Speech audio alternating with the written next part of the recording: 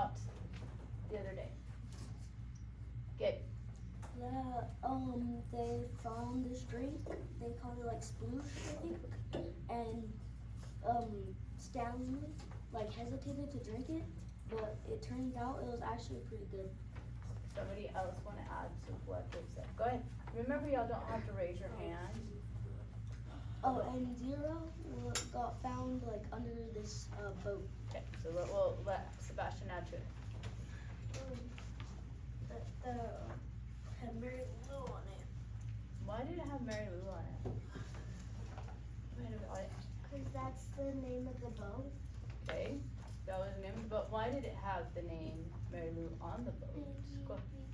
Extra boat. Whose boat? Boat. Mary Lou food. Boat. Austin, add to it. Maybe that's the owner of the boat. Okay, Violet, go ahead. Because some Million Man had a donkey named Mary Lou, and he loved her so much that he named his boat after her. Right, whoever's got rattling or you just have to put it down. Awesome, thank you. Alright, Taya, did you want to add anything to it? Alright, so we're gonna start. They put 4 of the unbroken jars in the burlap sack in case they might be able to use them. Stanley carried the sack, Zero held the shovel. I should warn you, Stanley said, I am not exactly the luckiest guy in the world. Zero wasn't worried. When you spent your whole life living in a hole, he said, the only way you can go is up. They gave each other the thumbs up again. Thumbs up sign, then headed out. It was the hottest part of the day. Stanley's empty canteen was still strapped around his neck. He thought back to the water truck and wished he'd at least stopped and filled his canteen up before running off. They hadn't gone very far before Zero had another attack. He clutched his stomach as he let himself fall to the ground. He could only wait for it to pass. Stanley could only wait for it to pass. The sploosh had saved Zero's life, but now it was destroying him from the inside. He wondered how long it would be before he too felt the effects. He looked at Big Thumb. It didn't seem any closer than when they first started out. Zero took a deep breath and managed to sit up. Can you walk? Stanley asked. Just give them a second, Zero. Just give me a second, Zero said. He took another breath. Then using the shovel, he pulled himself back to his feet. He gave Stanley the thumbs up sign and then they continued. Alright, who would like to read next? Violet, go ahead. Wait, where were we? I am right about almost halfway where it says sometimes Stanley. Sometimes? Give me a second, I need to find it. Right there. Sometimes Stanley would try to go for a long while without looking at Big Thumb. He'd make a metal snapshot. Violet, can you stop just a moment? I'm so sorry. I've got 2 girls that are not following along on our paper. They're having their own conversation. Please listen. Go ahead. How it looked, then wait maybe 10 minutes before looking at it again to see if it seemed closer. It never did. It was like chasing the moon. And if they ever reached it, he realized then they'd still have to climb it. I wonder who she was, said Zero. Who? Mary Lou, said Zero. Stanley smiled. I guess she was once a real person on a real lake. It's hard to imagine. I bet she was pretty, said Zero. Somebody must have loved her a lot to name a boat after her. Yeah, said Stanley. I bet she looked great in a bathing suit, sitting in the boat While her boyfriend rowed, Zero used the shovel as the third leg. 2 legs weren't enough to keep him up. I gotta stop and rest, he said after a while. Stanley looked at Big Thumb. It still didn't look any closer. Alright, Dave, do you wanna read? We're on the top of 162. Wait, where do I end Just go to the bottom of the page if you would like. Just the very bottom? Yeah. He was afraid if Zero stopped, he might never get started again. We're almost there, he said. He wondered which was closer, Camp Greenlight or Big Thumb. I really have to sit down. Just see if you can go a little. Zero collapsed. The shovel stayed up for a fraction of a second longer, perfectly balanced on the tip of the blade. Then it fell next to him. Zero knelt, bent over with his head on the ground. Stanley could hear a very slow or very low moaning sound coming from him. He looked at the shovel and couldn't help but think that he might need it to dig a grave. Zero's last hole, and who will dig a grave for me, he thought. But Zero did get up once again, flashing thumb up. Give me some words, he said weakly. It took Stanley a few seconds to realize what he meant. Then he smiled and said, R-U-N. Zero sounded it out to himself. R-U-N.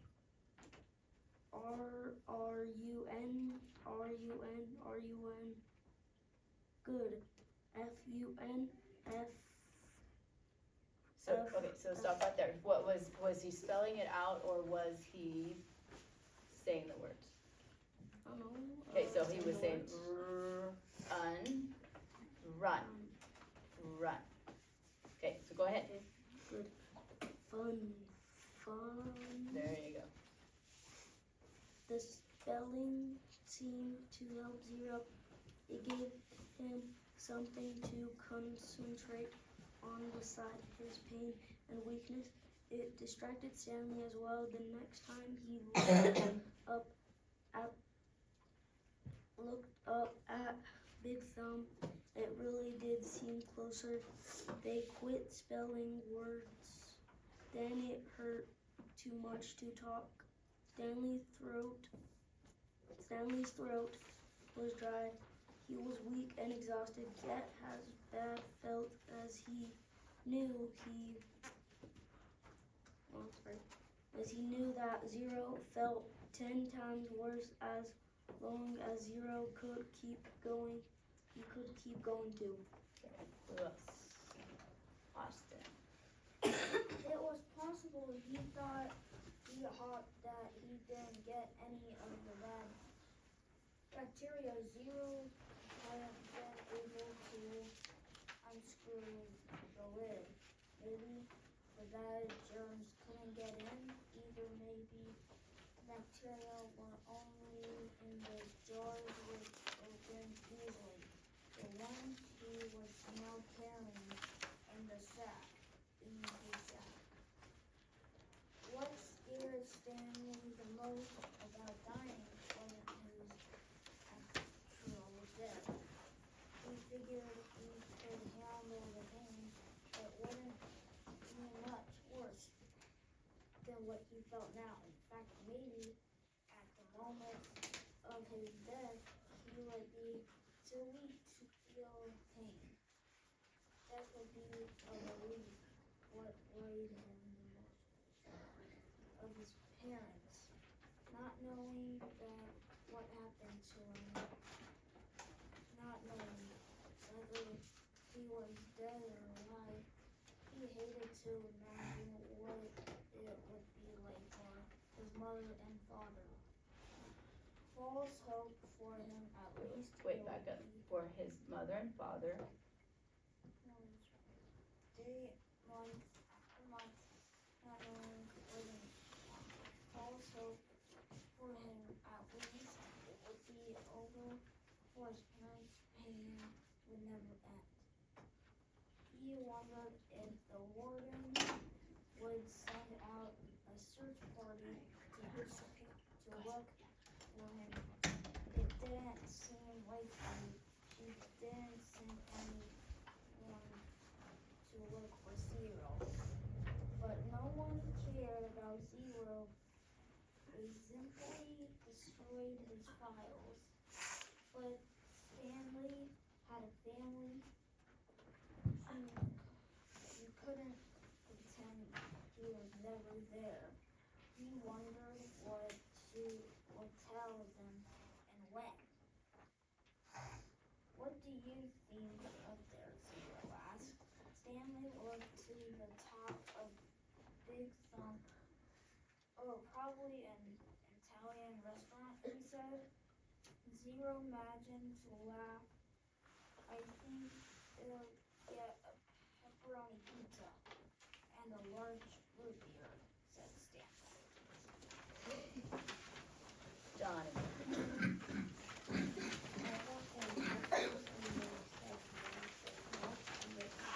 Wait, hang on. Johnny. Alright.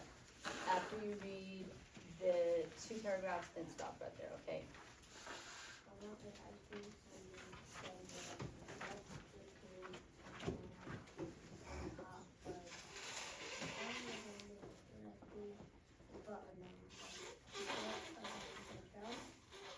wait, right there. Hang on just a second. Alright, so what, after Violet blows her nose, go ahead and get it. I know. But I have a stuffy I nose know because you I've do. been crying because I didn't want my dad to leave. Alright, well, go ahead and blow your nose. Alright, so what have we learned from Zero and Stanley's conversation? Go ahead, Sebastian. They think the kids in the restaurant at the time. Okay, so they had a long conversation while they were there. And so besides that, what else besides an Italian restaurant? What else have we learned from the whole conversation? Go ahead, y'all don't have to raise your hands. That they think it's like an Italian restaurant, Okay. but they also wanted to think it's like a large pizza with like a root beer. Okay, so before that, before they started talking about the Italian restaurant, what else? What else? What was going on in the conversation, or even Stanley's thoughts? Go ahead. Stanley's thinking about if he died, would they like send out a search party for him or something? Okay, who wants to answer that? Why was he thinking that? Because it's been so long since I like got water or anything. Miss And Farrell? I've been flying for so long. Miss Farrell, the camera's pointed at the wall. Is it? I was looking in it. Just a second. And it, Because it's probably doing its own little, oh, thank you. Because it wants to do its own zoom in. It's all right. So go ahead, keep talking. I'll get it to fix right here. So y'all keep talking. Also, I think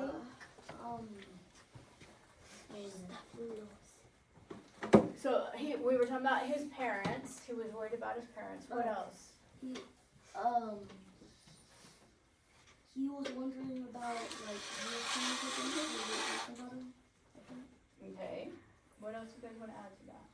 what did he say? I know, I was trying to hear. Go ahead and repeat that again. I think he was talking about zero parents because I heard him kind of thinking about it because he said like nobody cared about him. Alright, so why was he worried about Zero's parents? What, do you guys remember what happened earlier that when we read the other day? What was that about? Go ahead, Sebastian, talk. The warden destroyed his files. Oh, can someone tell me about that? Do you guys remember that the other day? Yeah. What happened? that about? Why did the warden do that? Go ahead, Daniel. To make sure if anyone came for a vaccination on Green Lake about it, they wouldn't figure out how kids got lost for there to not be a search into Camp Green Lake. Who wants to add to what Daniel just talked about? I couldn't really hear. Why did the warden not want anybody to know that Zero was not there? So they don't go looking for him. Okay. Anything else? Oh, so they don't shut down the same place. So they don't what? Camp. That he wasn't at camp, is that what you said? No, like they don't shut it down. So they don't shut it down. Did we read anything about that though? No, but I have a feeling that. But we have to know about, we have to take it from the text though, okay? Remember that. All right, we're gonna keep going. Jonathan, go ahead and keep going on. They came to the end. They came to the end of the lake. You right stone rose up before them. Unlike the eastern shore, the Camp Green Lake was smoothed. The western shore. Hang on, Jonathan, I'm sorry. You're kind of talking quietly, and I got a lot of people that are moving around and stuff. Can you sit in your chair, please? The right way. Good. And everybody else, get really still. And John, can you talk just a little bit louder? Good job. Thanks. They did not slow down. Gladly it was if they had been walking across the flat bottom of a giant farmland, and now they had to somehow climb up out of it. They could no longer see big stones. The cliffs were blocked out of it. The cliffs were blocked in the cliffs also blocked the sun. Zero grounded his stomach, but he remained standing. I'm all right, he whispered. Stanley saw a rough, about a foot wide and 6 inches deep, pointing down a cliff, or on either side of the rock were a string of Ledges. Good. ledges. Let's try there, he said. It looked to be a 50-foot climb straight up. Stanley still managed to hold the sack of joy in the left hand as he slowly moved up from ledge to ledge, crisscrossing the rut. At times, he had to use the side of the rut for support in order to make it to the left edge. Zero stayed with him. Somehow he found body to move heavily. As he climbed the stone wall, some of the ledges were wide enough to sit on others, but out no more than a few inches, just enough for a clip. Stanley stopped about 2/3 of the way on a very wide ledge. Zero came up alongside him. Alright, Carlos, next page. You okay? Stanley asked. Zero gave the thumbs up sign. Stanley did the same. He looked above him. He wasn't sure how he get to the next room. It was 3 or 4 feet above his head, and he didn't see any footholds. He was afraid to look down, didn't. Oh. Give me a boost, said Zero. Then I pulled you up with the shovel. You won't be able to pull me up, said Stanley.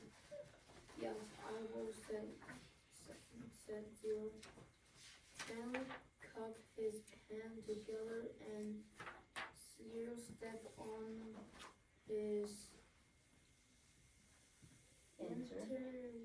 Woven. woven fingers. He was able to lift Zero high enough for him to grab the Protruding. slab of rock. Stanley continued to help him pour from below as Zero pulled themselves into the Yes, ledge. While Zero was getting themselves situation. up there, Stanley attached the sack to the shovel by poking a hole through the umbrella. Yes. He led it up to Zero. Zero grabbed hold on the sack and the shovel. He set the shovel that the blade was supported by the rock slab. The wooden shaft hung down toward Stanley. Okay, he said. Stanley doubted his work. It was one thing for him to lift Zero, who was halfway. It was quite another for Zero to try to pull him up. Stanley grabbed hold of the shovel as he climbed up the rock wall, used the sides of the rug to help support him. His hands moved one over the other up the shaft of the shovel. He felt Zero and collapsed with his wrist. He let go of the shaft with one hand. He grabbed the top of the ledge. Sebastian. Let everybody turn the page if you need to. Alright, we're on 166. Go ahead and turn real quick.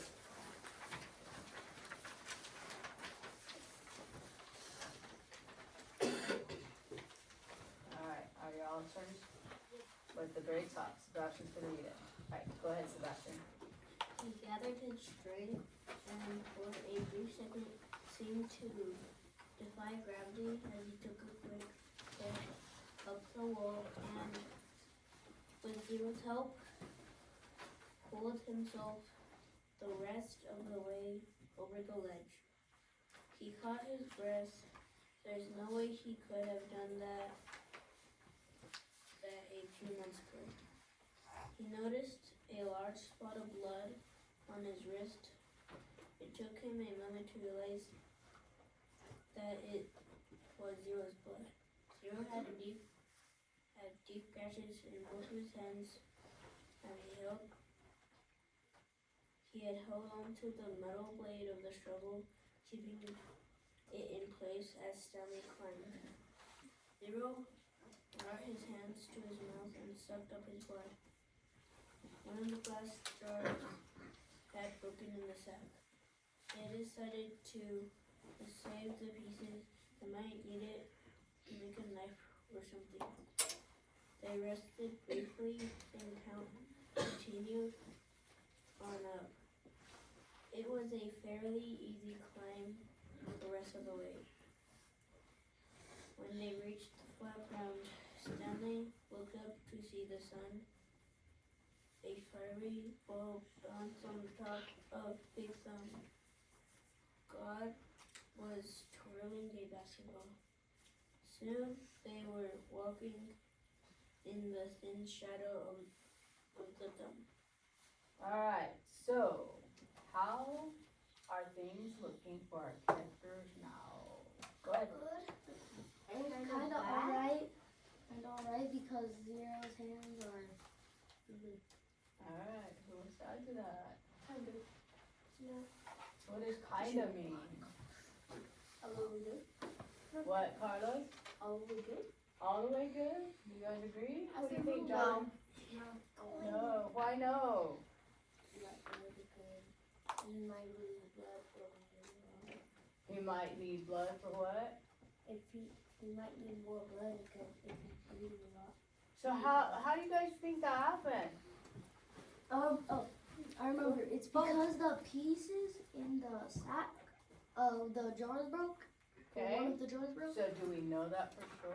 No, No. but Zero was holding onto the blade. Yeah, Which he she was had to holding hold onto on the- tight. Yeah. So this is where we don't know for sure in the book. In the movie, that's where we have to separate the movie from the book, right? No, because it said that Zero was holding onto it. But do we know that that's what cut him though? No. No. So we have to know from the text if it actually happened. This is kind of one of those deals where we have to think. It doesn't really tell us. Daniel, what do you think? You had your hand up. What do you want to say? Can I say it also got the blade from the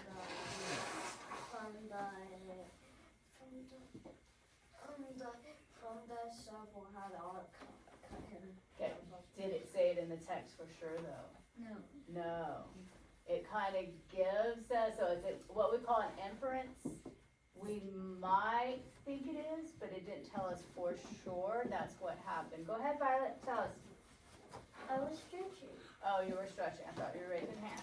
All right, so what else does anybody want to add on to it? You guys don't have to raise your hand. Just talk as long as you're not interrupting anybody. It's a conversation, all right? Violus, are you stretching too?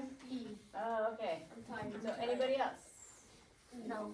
Did anybody notice anything missing that we need to add to our conversation? All right, let's keep going. Somebody else that has not read want to read? If not, I'll read. All right, we're at 37. We're almost there, said Stanley. He could see the base of the mountain. Now that they were really almost there, it scared him. Big Thumb was his only hope. If there was no water, no refuge, then they'd have nothing, not even hope. There was no exact place where the flat land stopped and the mountain began. The ground got steeper and steeper, and then there was no doubt they were heading up the mountain. Stanley could no longer see Big Thumb. The slope of the mountain was in the way. It became too steep to go straight up. Instead, they zigzagged back and forth, increasing their altitude by small increments every time they changed directions. Patches of weeds dotted the mountainside. They walked from one patch to another, using the weeds as footholds. As they got higher, the weeds got thicker. Many had thorns, and they had to be careful walking through them. Stanley would have liked to have stopped and rest, but he was afraid they'd never get started again. As long as Zero would keep going, he could keep going too. Besides, they knew they didn't have much daylight left. As the sky darkened, bugs began appearing above the weed patches. A swarm of gnats hovered around them, attracted by their sweat.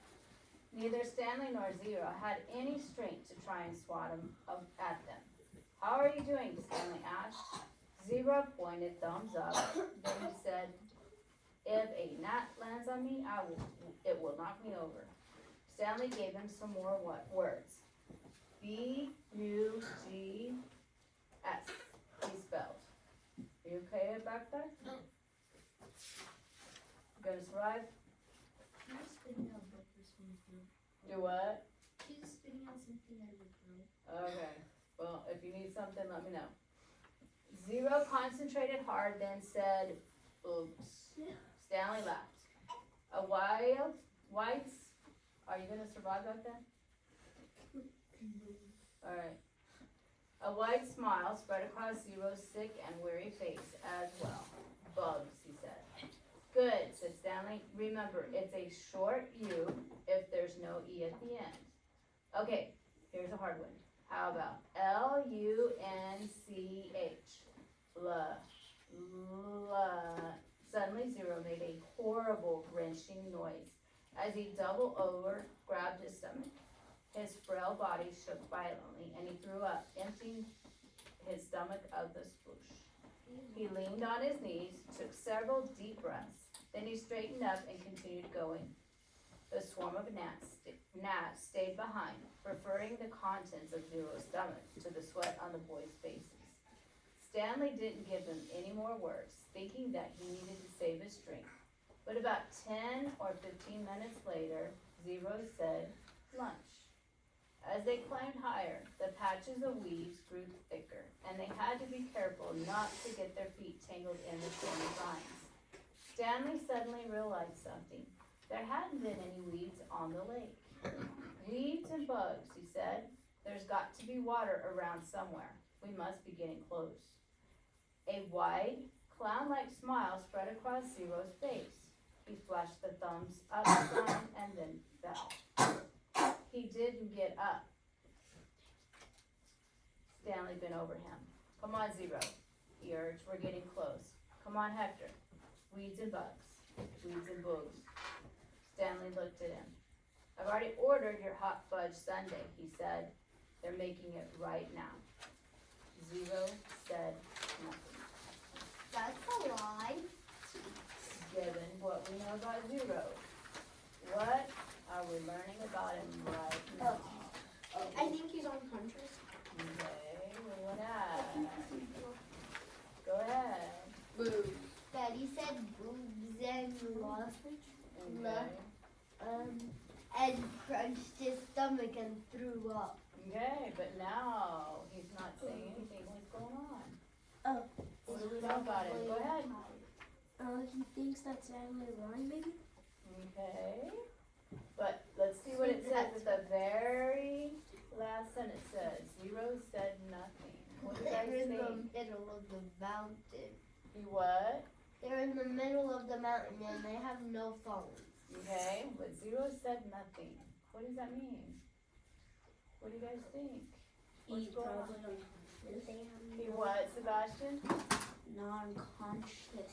Okay, who wants to add to it? What's going on with Zero? Go ahead, Noah. He got so tired that he passed out. Okay, who wants to add? Anybody else want to add? No. What? Do we notice anything missing now?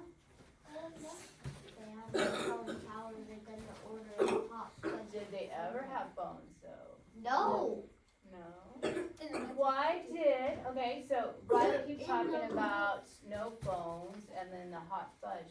Why did Stanley mention the hot fudge Sunday? So John, go ahead. Yeah, but let him talk first, okay? so he could get up because he needs his hot fudge up there. That's what I do to my brother. Okay. He's, So- super late. So, why would he want to encourage him to get up? What? Because they're close to water. Oh, why do they think they're close to water? Go ahead. Because there's weeds and bugs and the weeds grow under the water. Oh, what else do you guys think? Why would there only be weeds near water? Because there's weeds, Because there's what? bugs. There's bugs, there's weeds. Why do you think it's close to water, John? Because no one will go up there and cut the weeds. Nobody would go up there and cut them? What do you guys think? There's weeds because weeds need water. Water. How do you come up with that conclusion? What? Sebastian, how'd you come up with that conclusion? Because every single plant needs water. Oh. Alright, so, anything else that we need to know before we stop this? Anything else? How can we conclude this before we stop? Anything else we need to discuss? Alright,